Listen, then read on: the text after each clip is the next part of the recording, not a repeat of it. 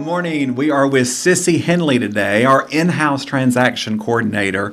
How are you, Sissi? I'm good. Good. Well, I want to talk about a few things. I know for sure that an agent cannot scale their business by them doing everything. And I'm sure you would agree with that, right? I do. It is hard to kind of work everything together and leave enough time for anything else. Well, and it's important to know at some point you've got to calculate how many hours you're spending on all of that back behind the scene kind of things. How much are you paying yourself per hour? Exactly. Right? Exactly. And yes, you can add more hours to your day, but really to live a productive, even a professional life, let alone a personal life, it is best to figure out what you're spending your most time on that's not actually bringing you any more business. Yeah. So tell me, what are some of the biggest time drains agents face from contract to close? I'd say probably the email aspect and communications like that, because typically once I get done with a file, I will go and archive all of the emails. And like this morning, we closed one yesterday, and there were 45 emails to that one transaction. Wow. And, even though an email might just take a second to, type out and send, it has to have a response. And then, if you don't know that answer, then you're waiting on somebody else to answer that. So I would feel like the emails and the communication behind the scene probably is the most time consuming. Okay, makes sense. Where do you most often see agents getting overwhelmed when they try to manage every transaction detail themselves? A lot of the agents that just have one or two transactions going at a time seem to be probably on that second or the beginning of the third one is when I typically get involved. They'll come in and say, this is just a lot. And so before you get to that point, because sometimes you can't do 100% to your clients when you do have so much going on. So to me, I usually get kind of called in when, they're like 2 or 3 deep, and it's like, I don't know, now I'm overwhelmed. So before you get to that, that's the time when I like to have a talk and, kind of say, this is my list of things to do. And if you're the personality that, you're still dwelling on my list, that's something that we really need to sit down and talk about, because if that's still in the back of your mind, did I do this and did you go in and double check that, then you're really not taking advantage of, what I can bring. So tell me, walk me through the life of a transaction from contract to close. Kind of give us an example of what happens. My agents that I have now, what they will do is they'll just shoot me an email, hey, 123 Main Street's under contract. So I then go into whatever platform they use. I pull out the documents that I need, the information I need. I fill out a form. I'm a very hands-on paper person. I'll fill out my form of all the pertinent information, and then I shoot out emails. I typically like to have them out within the first 24 hours, and that'll go to the other agent, the client, buyer, seller, and then I send one out with title, lending, and the other agent, and all those will have the supporting documents, with a time frame and everything on what we're looking at. Once I do that, then I start collecting the documents to submit to command for compliance. That's typically a process, unfortunately. Most files don't have full documents at one time. That's okay. But, and then a couple days later, I'll check with lending, make sure, appraisals, everything's been done. It usually gets quiet between the inspection period. That's something that the agent and the client are working on. Once we're under inspection and get the amendments and everything going for that, that's when I typically jump back in and start scheduling closing dates and kind of organizing all of the dates and when.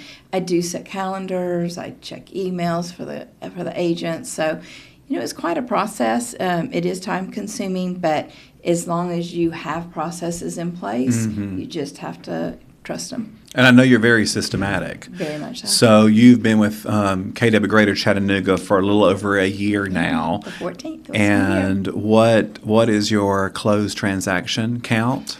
I think today I actually got 6 this weekend. Yay! Yeah, so I'm right at that 350 mark now. That's awesome. Yeah, that's awesome. Yeah, it's been fun. Hard worker, and what I love about Sissi is she is definitely into attention to details.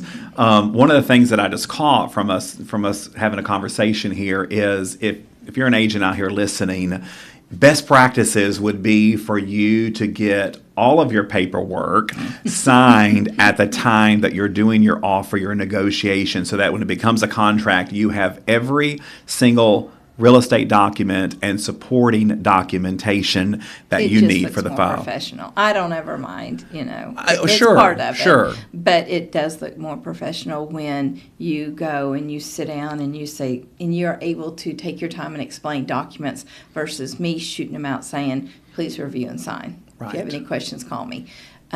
So, it does. It just looks more professional. Right, But right. I get that sometimes circumstances, some need a wet signature. Some will only electronic because they're out of town. I get all that. Sure, But, sure. So tell us, in your opinion, when does an agent need to engage with you to help with their contract to close? Anytime.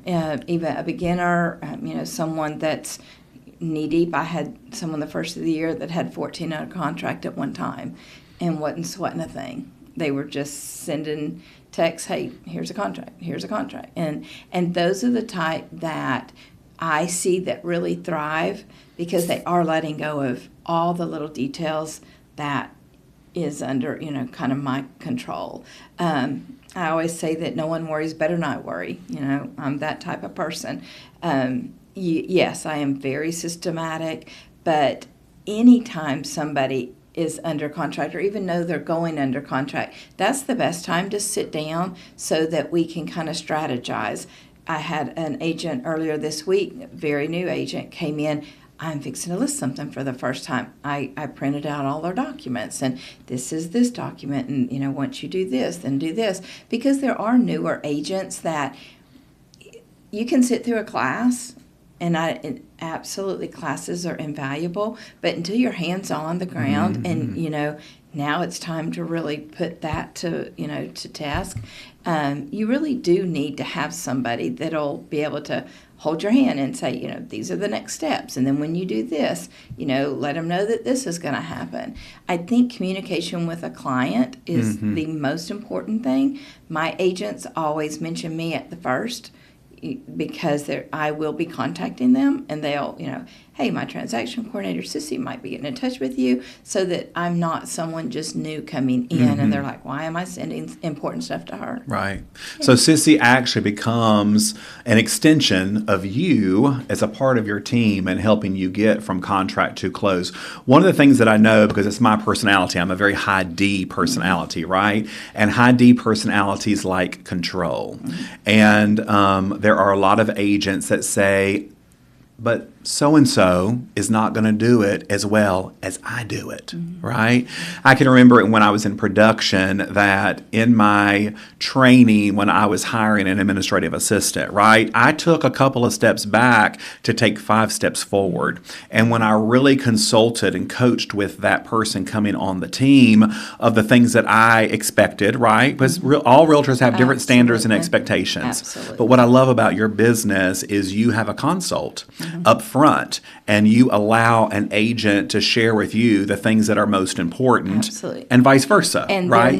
They're not even near the same. I have a sheet, an agent input sheet, and I'll have everybody fill this out, and it has different options. Do you want to be on every email? Do you want to be on just the important emails? How do you want to be contacted? Are we using your intro letters? Or are we using mine? So I tailor it to the each agent. agent because, yes, there are going to be some like you that would be I'm not going to say micromanager. Do I have those? Absolutely. Do I care? Absolutely not. It's their business. Sure. I get it. If your level of comfort is me doing it and you still making sure that I do it, that's okay. Sure. At some point, the trust will come in That's that right. you don't have to do that anymore. Again, I'm here just to help. I'm not going to be your face. I'm not going to, take over. I control what I control, and I'm in control of that. Right. So, if you have, brought me on and you have said, these are the steps that I want you to do, but I still want to do this, that's great. It's one less thing I have to do. But, my thing is I try to encompass everything from contract to close. And some agents from listing to close, and that's okay too. But it's just, it's whatever you need to help you move on to have that time to go either focus on the clients that you have or reach out to and add more. So all the high Ds that are sitting here watching and listening to us right now that are afraid to give up control, what would you say to them? Just try it. Just try it. So they're not signing some 12-month contract with you, absolutely not. And I have had agents. I have had agents that have come in and gone, I have 6. I need help. And I have muddled through the 6, got them compliant, got them submitted, got them, scheduled and closed, and might not hear from them again until they're in the weeds on 6 again, and that's okay. Again, I'm not here to judge on, is this right or is this wrong, or, what are you doing? That's not me. I just want to be able to provide a service that at some point you'll go, this makes life so much easier and it's so much worth it. I love that. Yeah. So I want to wrap up. I want to ask you a question to expand on. If an agent is feeling buried in details and stretched too thin, what would you want them to hear right now? That, again, just let's get together, see what your needs are, and see if I can take some of that off your plate. Again, it can be a trial if you feel like, hey, this is stuff that I've muddled through anyway, and it really didn't change anything. That's okay. I'll still be there to help you. But for the people that I do work with, I feel like I bring a lot to their time management, their personal lives, everything like that, because, I'm in there with you. I had an agent the other day, we had a 12 o'clock midnight deadline, 10:47 we got amendments, and I'm like, we're trying to get in touch with people. That's okay with me. I'm not and some people are, but I'm not a 9 to 5 Monday through Friday. I'm there. So if at any point you need anything, as long as, I've got my computer, which right. I walk with, I'm there. So, if you want to try it, try it. It is adding to a team. It is building your business out. It is letting go of, I don't need help. I wouldn't consider it, I can't do it, I need help. I would consider it as, hey, my business is growing so much. Look, I'm having to add people because I'm so busy. That's it's not I can't do it all. Well, the agents need to stay in the productivity part of the business, which is lead generation, setting appointments, going on appointments, closing those transactions. Right. So, giving me something to do that is no longer bringing them money, that is just time consuming. Yep. One of the things you just mentioned was professional and personal, because I know that some of your clients, you've gotten close with, right? I have. And one of the things that I'm sure you make a standard of your business is confidentiality. I would think would be really important, business-wise, and then of course even personal life, right? Yeah. So I appreciate that. And about having you. my broker's license is been a little bit of an advantage because I do know the ins and outs and the legalities and everything. But there's no reason for anybody to know anything that isn't, Sure. part of Right. theirs. Yeah. Yep. Well, I just want to say thank you for sitting with me today. It's been a great conversation. I hate this part. You do a great job. I know all of it. No. So, KW Greater Chattanooga is honored to be in business with you, ma'am. Thank you. I love being here. Thank you. Thanks.